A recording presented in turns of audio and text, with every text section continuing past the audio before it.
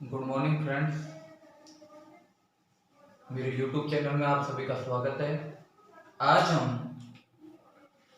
Rajasthan geography का एक topic जिसका नाम है राजस्थान की स्थिति,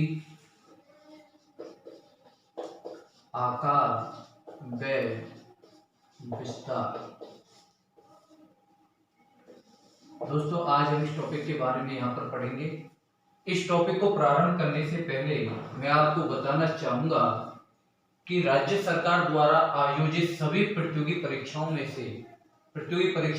इस टॉपिक से 1% 100% आता है दोस्तों। तो मेरा यह है वीडियो आप ध्यानपूर्वक देखें। सबसे पहले आज हम पढ़ेंगे राजस्थान की स्थिति। तो राजस्थान की स्थिति को पढ़ने से पहले मैं आपसे दिशाओं के बारे में सामान्य सी चर्चा करना चाहूंगा। आप सभी लोग जानते हैं कि मूल दिशाएं 4 होती हैं। ये देखिए दोस्तों, मूल दिशाएं कितनी होती हैं? 4। उत्तर, दक्षिण, पश्चिम व पूर्व। इन 4 दिशाओं के बारे में हम सभी लोग जानते हैं। अब मैं इन 4 दिशाओं से 4 अन्य दिशाएं बनाने जा रहा हूं दोस्तों। देखिए,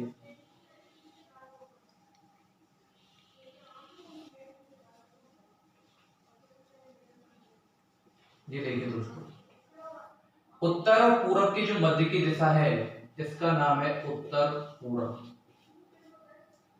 दक्षिण पूरब के मध्य की दिशा है इसका नाम है दोस्तों दक्षिण पूरब। दक्षिण पश्चिम के मध्य की दिशा है इसका नाम है दोस्तों दक्षिण पश्चिम। और उत्तर पश्चिम के मध्य की दिशा है इसका नाम है दोस्तों उत्तर पश्चिम। तो अभी हमने कुछ समय पहले देखा कि मूल दिशाएं 4 होती हैं। कौन कौन सी? उत्तर, दक्षिण, पश्चिम और पूरब। इन 4 दिशाओं से हमने अन्य 4 दिशाएं ज्ञात की।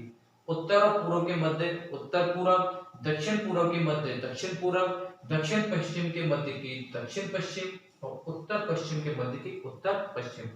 दोस्तों, मैं आपको यही बताना चाहता हूं कि आप राजस्थान ज्योग्राफी पढ़ें, चाहे इंडियन पढ़ें या वर्ल्ड ज्योग्राफी पढ़ें, इन 4 दिशाओं का विशेष ध्यान रखें। काफी बार ये शब्द बोले जाएंगे तो कंफ्यूज मत होना दोस्तों, शुरू में ही बता दिया है। अब हम बात करेंगे राजस्थान की स्थिति की। तो राजस्थान की स्थिति को भी हम 3 तरह से पढ़ेंगे दोस्तों। सबसे पहले हम देखेंगे विश्व में राजस्थान की क्या स्थिति है। उसके बाद देखेंगे हम एशिया महाद्वीप में राजस्थान की क्या स्थिति है। और उसके बाद देखेंगे हम दोस्तों भारत में राजस्थान की क्या स्थिति है। तो चले आए सर, सबसे पहले बात करेंगे विश्व में राजस्थान की क्या स्थिति है। तो दोस्तों ध्यान रखें, ये आपकी पृथ्वी है और इस पृथ्वी के बिल्कुल बीचों बीच एक रेखा खींची गई है, बिल्कुल बीचों बीच। इस रेखा का नाम है भूमध्य रेखा। भूमध्य का मतलब भूमि के बिल्कुल मध्य में खींची गई रेखा। भूमध्य रेखा इस पृथ्वी को या इस पूरे गोले को, एक गोला है ये, इसको 2 भागों में बांट देती है। एक ऊपर वाला हिस्सा और एक नीचे वाला हिस्सा। ऊपर, ये थोड़ी देर पहले हमने पढ़ी थी कि ऊपर दिशा कौन सी है? उत्तरी। इस कारण इसका नाम हमने रख दिया उत्तरी गोलार्ध। गोलार्ध का अर्थ होता है दोस्तों गोले का आधा हिस्सा। नीचे कौन सा है? दक्षिण दिशा है, इस कारण इसका नाम हमने डाल दिया दक्षिणी गोलार्ध। तो हम यह कह सकते हैं कि भूमध्य रेखा पृथ्वी को 2 गोलार्धों में विभाजित करती है, एक उत्तरी गोलार्ध और एक दक्षिणी गोलार्ध। अब दोस्तों क्वेश्चन ये उठता है कि भारत किस गोलार्ध में स्थित है। तो आपको मैं बता देता हूं, आपका भारत है यहां पर। तो सिंपल सी बात है, भारत किस गोलार्ध में आ गया? उत्तरी गोलार्ध। क्लियर दोस्तों? अब देखिए दोस्तों, एक रेखा मैंने खड़ी खींची गई है ऊपर से बिल्कुल नीचे, ये दो। इस रेखा का नाम है ग्रीनविच रेखा। ग्रीनविच रेखा यह भी दोस्तों पृथ्वी को 2 बराबर भागों में बांट रही है। एक इधर वाला हिस्सा ग्रीनविच रेखा के, एक इधर वाला हिस्सा। ग्रीनविच रेखा के इधर कौन सी दिशा है? पूर्वी दिशा। इस कारण इसका नाम पड़ गया पूर्वी गोलार्ध। इधर कौन सी दिशा है? पश्चिम, इस कारण इसका नाम पड़ गया पश्चिमी गोलार्ध। तो देखिए दोस्तों, हमने अभी 4 गोलार्धों के बारे में यहाँ पर बात की मैंने आपसे। भूमध्य रेखा 2 गोलार्धों का निर्माण करती है, उत्तरी गोलार्ध और दक्षिणी गोलार्ध। जबकि ग्रीनविच रेखा भी 2 गोलार्धों का निर्माण करती है, एक पूर्वी गोलार्ध और एक पश्चिमी गोलार्ध। अब क्वेश्चन ये आता है कि अगर भूमध्य रेखा से देखा जाए तो भारत उत्तरी गोलार्ध में स्थित है, जबकि ग्रीनविच रेखा से अगर भारत को देखा जाए तो कौन से गोलार्ध में आता है बेटा? पूर्वी गोलार्ध में। अब एग्जाम में क्वेश्चन आता है कि भारत किस गोलार्ध में स्थित है। तो देखिए दोस्तों, ये उत्तर दिशा, ये आपकी दक्षिण, ये वाली आपकी पश्चिम और ये आपकी पूर्व। कुछ समय पहले ही हमने मूल दिशाओं की बात की थी। अब देखिए दोस्तों, ये जो भारत है ना तो ये पूर्व दिशा में आ रहा है और ना ही उत्तर में, बल्कि ये कहाँ आ रहा है? आप देखो, ये देखिए उत्तर और पूर्व के मध्य में, उत्तर और पूर्व के बीच में आ रहा है। इस कारण हम कह सकते हैं कि विश्व में भारत उत्तर पूर्व दिशा में स्थित है। तो आपसे अगर पूछा जाए कि भारत किस गोलार्ध में स्थित है या विश्व में भारत किस दिशा में स्थित है, तो आपका आंसर होगा उत्तर पूर्व। अब आप भी जानते हैं कि राजस्थान भारत में ही स्थित है, राजस्थान भारत का ही एक राज्य है। इस कारण अगर आपसे पूछ ले कि राजस्थान विश्व में किस दिशा में स्थित है, तो सिंपल सी बात है, जहां भारत स्थित होगा वहीं पर राजस्थान स्थित होगा। तो सबसे पहली बात, विश्व में हमने राजस्थान की स्थिति के बारे में आज बात की। तो विश्व में राजस्थान की स्थिति है उत्तर पूर्व। विश्व में राजस्थान किस दिशा में स्थित है दोस्तों? उत्तर पूर्व। समझ में आ गया? आगे बात करते हैं महाद्वीप के बारे में। तो आप सभी लोग जानते हैं विश्व में कुल 7 महाद्वीप हैं और विश्व का सबसे बड़ा जो महाद्वीप है उसका नाम है एशिया महाद्वीप और भारत एशिया महाद्वीप में स्थित है। तो अब मैं बात करूंगा एशिया महाद्वीप में भारत की स्थिति। तो देखिए दोस्तों, एशिया महाद्वीप में भारत की स्थिति, तो ये माना कि आपका एशिया महाद्वीप का नक्शा है एग्जाम्पल के तौर पर, और ये आपकी 4 दिशाएं हैं। ये देखिए, उत्तर, दक्षिण, पश्चिम और पूर्व, ये आपकी 4 दिशाएं हो गई और ये एशिया महाद्वीप का नक्शा। और यहाँ पर अगर हम भारत की स्थिति देखें तो आपका भारत है यहाँ पर, यह है आपका भारत। तो हम कह सकते हैं कि एशिया महाद्वीप में भारत किस दिशा में स्थित है? दक्षिण दिशा में। ये कौन सी दिशा बेटा? दक्षिण दिशा। तो एशिया महाद्वीप में भारत किस दिशा में स्थित है? दक्षिण दिशा में। तो राजस्थान भी कहाँ स्थित होगा? तो राजस्थान भी कहाँ होगा बेटा? दक्षिण दिशा में। कई गाइडों में, रेफरेंस बुकों में ये बताया गया है कि भारत तो दक्षिण दिशा में स्थित है जबकि राजस्थान दक्षिण पश्चिम में स्थित है, जो बिल्कुल गलत है। कंफ्यूज मत हो दोस्तों, ये आपका भारत है, वहीं पर क्या होगा? राजस्थान। तो एशिया में राजस्थान भी किस दिशा में स्थित होगा? दक्षिण दिशा में। एशिया में राजस्थान कहाँ स्थित है? दक्षिण दिशा में। अब मैं बात करूंगा भारत में राजस्थान की स्थिति, कि भारत में राजस्थान किस दिशा में स्थित है। तो देखिए दोस्तों,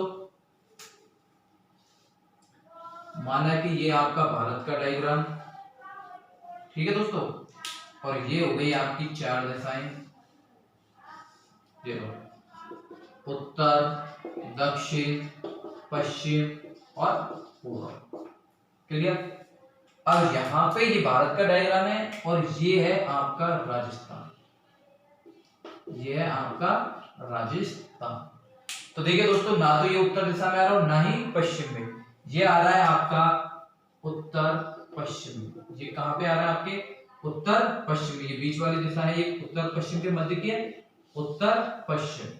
तो हम कह सकते हैं भारत में राजस्थान किस दिशा में स्थित है? उत्तर पश्चिम।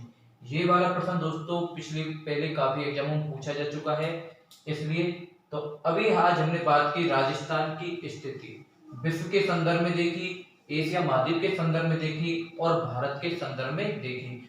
3 बड़े सिंपल क्वेश्चन यहाँ से निकल रहे हैं। तो दोस्तों तीनों के आंसर अलग अलग है, कंफ्यूज बिल्कुल मत होना। आगे बढ़ता हूं। आगे हम बात करेंगे राजस्थान की अक्षांशीय और देशांतरीय स्थिति के बारे में। तो दोस्तों राजस्थान की अक्षांशीय और देशांतरीय स्थिति के बारे में अब हम बात करने जा रहे हैं।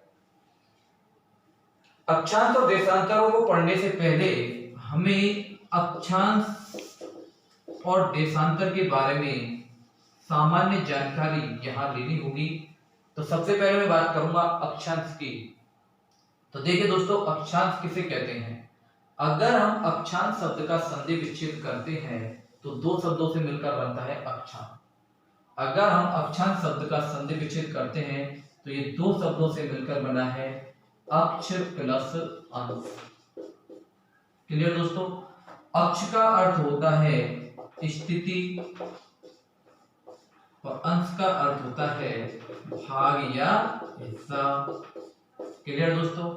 अब देखिए ये आपकी पृथ्वी और इस पृथ्वी के बिल्कुल बीचों बीच में एक रेखा खींची गई थी जिसकी सबसे पहले बात की, जिस रेखा का नाम दिया हमने भूमध्य रेखा। इस रेखा का क्या नाम है दोस्तों, भूमध्य रेखा।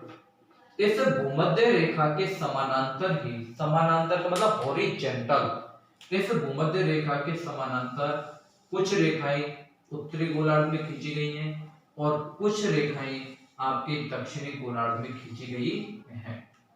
ये देखिए दोस्तों मैं खींच रहा हूं, ये लो, ये भूमध्य रेखा के ऊपर उत्तरी गोलार्ध है और कुछ रेखाएं आपके दक्षिणी गोलार्ध में खींची गई हैं। ये लो, जितनी रेखाएं उत्तरी गोलार्ध में खींची गई हैं उतनी ही रेखाएं आपके दक्षिणी गोलार्ध में खींची गई हैं। कहने का मतलब क्योंकि दोनों का बराबर बराबर क्षेत्रफल है तो जितने रेखा उत्तरी गोलार्ध में खींची जाएंगी उतनी कहां खींची जाएंगी, आपके दक्षिणी गोलार्ध में। तो देखिए दोस्तों अब बात करते हैं, मैं सामान्य रूप से एक शब्द का प्रयोग कर रहा हूं रेखा, और एक शब्द होता है वृत्त। वृत्त का मतलब सर्कल। तो देखिए दोस्तों रेखा किसे कहते हैं, रेखा जो दो बिंदुओं को मिलाती है, दो बिंदुओं को मिलाती है उसे क्या कहते हैं बेटा, रेखा। ठीक है। जबकि वृत्त किसे कहते हैं, इस तरह का गोल होता है बिल्कुल, इसे क्या कहा जाता है, वृत्त। Clear, circle.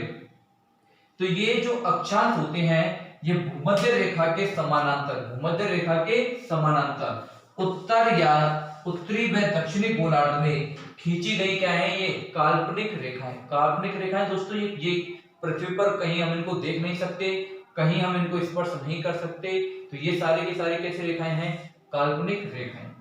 तो देखो दोस्तों आगे बात करते हैं, ये भूमध्य रेखा को 0 डिग्री की रेखा कहा जाता है, 0 डिग्री। इसके बाद दोस्तों 1 2 3 4 करके ये लास्ट वाली जो मैंने रेखा खींची है ये है आपकी 89 नंबर की। इसी प्रकार नीचे भी ये लास्ट वाली हो गई आपकी 89 नंबर की।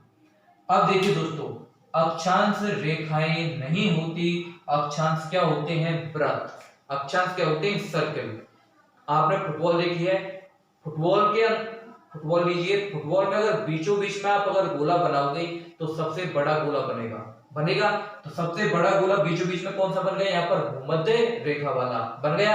इसके ऊपर आप बनाओगे और छोटा गोला, लास्ट बनाते रहोगे और छोटा, इसके ऊपर और छोटा, लास्ट में एक जगह ऐसी होगी दोस्तों जहां पर केवल क्या बनेगा, पॉइंट। लास्ट में क्या बनेगा, पॉइंट। वहां पर क्या नहीं बन रहा, सर्किल नहीं बन रहा। इसी प्रकार नीचे जाओगे तो नीचे भी किसका निर्माण होगा दोस्तों, पॉइंट का। वहां पर भी क्या नहीं बनेगा, सर्किल नहीं बनेगा।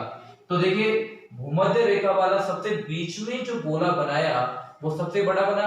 इस कारण इस भूमध्य रेखा का एक नाम पड़ता है द ग्रेट सर्किल, अर्थात महान वृत्त। सबसे बड़ा जो वृत्त बनता है, सबसे वृत्त मतलब बड़ा जो वृत्त बनता है, सर्कल बनता है, वो कौन सा बनता है, आपका भूमध्य रेखा वाला। इस कारण भूमध्य रेखा का एक नाम पड़ गया द ग्रेट सर्किल। तो हमने यहाँ पर भूमध्य रेखा के 3 नाम पढ़ लिए। इसी रेखा को बोलते हैं 0 डिग्री रेखा, इसी का नाम है भूमध्य रेखा, इसी का नाम है द ग्रेट सर्किल। और साथ में दोस्तों इसका एक नाम और है और वो है आपका विषुवत रेखा। कौन सी रेखा बेटा, विषुवत रेखा। विषुवत रेखा बोल दो, भूमध्य रेखा बोल दो, द ग्रेट सर्किल बोल दो, ये 0 डिग्री रेखा बोल दो। क्लियर दोस्तों। अब देखिए दोस्तों अभी हमने बात कर रहे थे अक्षांश की। अक्षांश का संधि विच्छेद करने पर दो शब्दों से मिला है, अक्ष और अंश। अक्ष का अर्थ होता है स्थिति और अंश का अर्थ होता है भाग या हिस्सा। तो देखो अक्षांश की एक सामान्य डेफिनेशन यहाँ निकल के आती है, किसी भी भाग या हिस्से की स्थिति को बताने वाली जो रेखाएं होती हैं, कौन सी होती हैं? अक्षांश रेखाएं। किसी भी भाग या हिस्से की स्थिति को बताने वाली रेखाओं को क्या कहते हैं? हम अक्षांश रेखाएं। लेकिन दोस्तों ज्योग्राफी की लैंग्वेज में अक्षांश कहते किसे? देखिए ज्योग्राफी में कहा गया है भूमध्य रेखा के केंद्र से, ये भूमध्य रेखा का केंद्र है, भूमध्य रेखा के केंद्र से उत्तर या दक्षिण में स्थित कोणीय दूरी को, भूमध्य रेखा के केंद्र से उत्तर या दक्षिण में स्थित कोणीय दूरी को क्या कहते हैं? अक्षांश कहते हैं। अगर मैं यहां से इस पर अगर कोण डालूंगा तो बेटा कितने डिग्री का पड़ेगा? 90 डिग्री का। और नीचे से यहां पर डालूंगा तो कितने डिग्री का पड़ गया? 90 डिग्री का। तो इस कोणीय दूरी को हमेशा याद रखना, अक्षांश किसे कहा जाता है? कोणीय दूरी। याद रखना एंगल, डिस्टेंस, जो एंगल बनता है उसे कहा जाता है क्या? अक्षांश। तो दोस्तों अगर पूछा जाए आपसे कि कुल अक्षांश कितने होते हैं, तो अभी हम देख रहे हैं कि उत्तरी गोलार्ध में अगर बात करते हैं तो 90 अक्षांश तो किधर होते हैं? आपके उत्तरी गोलार्ध में। दो क्वेश्चन निकल के आते हैं दोस्तों, पहला पूछेगा कुल अक्षांश और एक पूछेगा कुल अक्षांश वृत्त। तो देखिए वृत्त का मतलब सर्किल और अक्षांश का अर्थ हो गया कोणीय दूरी। तो देखिए दोस्तों यहां से यहां भी 90 डिग्री का बन रहा है, नीचे भी 90 डिग्री का बन रहा है और साथ में एक ये क्या है? 0 डिग्री। तो इधर देखिए 90 प्लस 90 प्लस 0 डिग्री बराबर कुल कितने हो गए? ये 181। दोबारा समझिए, मैंने कहा था सबसे बड़ा बना भूमध्य रेखा वाला, जिसको हमने नाम दिया 0 डिग्री। इसके बाद 1 2 3 4 करके ऐसे 89 के बन गए सर्किल, और ये जो लास्ट में बना पॉइंट बना, ये कितने नंबर पे बना था? 90 डिग्री। उत्तरी गोलार्ध में है, इस कारण इस पॉइंट का नाम दे दिया हमने उत्तरी ध्रुव। क्या नाम रखा इसका? उत्तरी ध्रुव। क्लियर दोस्तों? तो 90 तो उत्तरी गोलार्ध के हुए ना, 1 2 3 4 करके ऐसे 90। इसी प्रकार नीचे भी इसी तरह से लेंगे, और ये लास्ट का ये 90 क्या है? दक्षिणी गोलार्ध में, इस कारण इसका नाम आया है दक्षिणी ध्रुव। क्या नाम बेटा? दक्षिणी ध्रुव। तो 90 दक्षिणी गोलार्ध के हो गए, 180 हो गए, साथ में एक ये 0 डिग्री वाला भी तो है अपने साथ। देखिए दोस्तों भूमध्य रेखा वाला, तो 0 डिग्री वाला भी है। तो कुल अक्षांश होते हैं 181। अब आपसे पूछे कुल अक्षांश वृत्त कितने होते हैं, तो अभी जब हमने देखा कि कुल अक्षांश कितने 181, इनमें से पॉइंट कितने बन रहे हैं? 2, एक ये और एक आपका ये। तो 181 में से 2 माइनस कर दो तो 179 आपके क्या होते हैं? अक्षांश वृत्त। अब देखिए दोस्तों सामान्य जानकारी और देखते हैं अक्षांशों के बारे में। सभी अक्षांश रेखाएं समान दूरी पर होती हैं। कहने का मतलब कोई भी अक्षांश रेखा ले लो आप, चाहे ये ले लो, ये ले लो, ये ले लो, कोई भी ले लो, इन अक्षांश रेखाओं के बीच समान दूरी होती है। और ये समान दूरी कितनी होती है? 111 किलोमीटर। चाहे आप ये दो रेखाएं लो, ये लो, ये लो, कोई भी लो, इनके बीच में जो दूरी होती है वो फिक्स होती है। कितनी है वो? 111 किलोमीटर। दूसरी बात, अक्षांश रेखाओं के बीच की दूरी को क्या कहा जाता है? तो बेटा कटिबंध कहते हैं। ध्यान रखना, अक्षांश रेखाओं के मध्य की दूरी को कटिबंध कहते हैं। और अक्षांश रेखाओं के बीच कितनी दूरी पाई जाती है? 111 किलोमीटर। अब दोस्तों सबसे बड़ी बात अक्षांशों के बारे में बताने जा रहा हूं, उसे ध्यानपूर्वक देखिए। पिछली फर्स्ट ग्रेड सेकंड ग्रेड में यहां से क्वेश्चन आया और 1% बच्चे ही यहां पर इसे सही कर पाते हैं। गौर से सुनना, भूमध्य रेखा के ऊपर जितने भी अक्षांश होंगे उत्तरी गोलार्ध के, ये सारे अक्षांश उत्तरी अक्षांश कहलाते हैं। कौन से अक्षांश कहलाते हैं? उत्तरी अक्षांश। समझे? अगर ये 1 नंबर का अक्षांश है तो 1 नंबर का उत्तरी अक्षांश, ये 2 नंबर का है 2 नंबर का उत्तरी अक्षांश, ये 5 नंबर का है तो 5 नंबर का उत्तरी अक्षांश। तो भूमध्य रेखा से ऊपर के सभी अक्षांश कौन से होंगे बेटा? उत्तरी अक्षांश। क्यों? क्योंकि ये उत्तरी गोलार्ध में स्थित है। जबकि भूमध्य रेखा से नीचे के जितने भी अक्षांश होंगे वो कौन से अक्षांश होंगे? दक्षिणी अक्षांश। क्यों? क्योंकि ये दक्षिणी गोलार्ध में स्थित है। क्लियर दोस्तों? नेक्स्ट बात